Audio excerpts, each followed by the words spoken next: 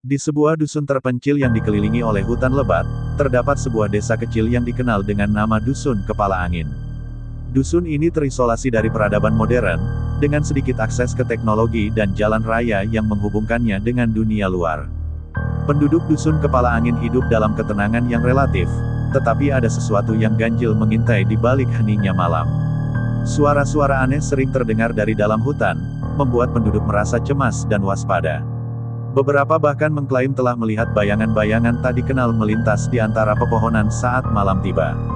Seorang pria muda, bernama Rama, memiliki ketertarikan yang mendalam terhadap misteri-misteri di sekitar Dusun Kepala Angin. Dia memutuskan untuk menyelidiki keanehan yang mengintai di hutan di sekitar dusun.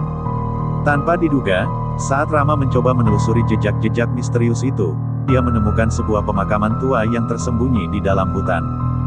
Di pemakaman itu, Rama menemukan makam yang tak terawat dengan nama-nama yang sudah pudar. Namun, ada satu makam yang terlihat baru saja digali, dengan tanda-tanda penggalian yang belum lama terjadi.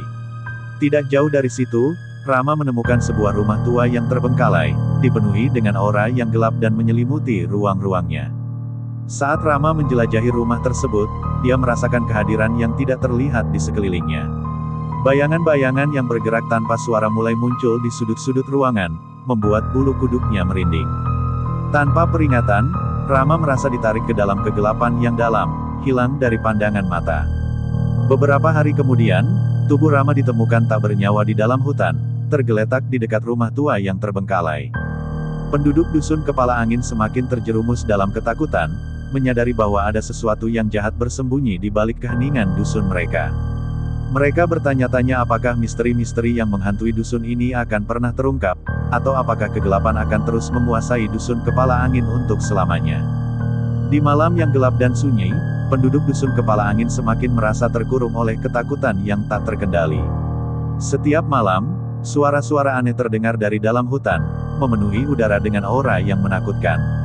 Beberapa penduduk mulai mencurigai bahwa ada kekuatan jahat yang telah lama terkubur di dalam tanah, dan sekarang mulai bangkit kembali untuk menghantui mereka. Seorang wanita tua di dusun itu, Mbah Sari, mengklaim bahwa dia memiliki pengetahuan tentang asal-usul misteri yang menghantui Dusun Kepala Angin.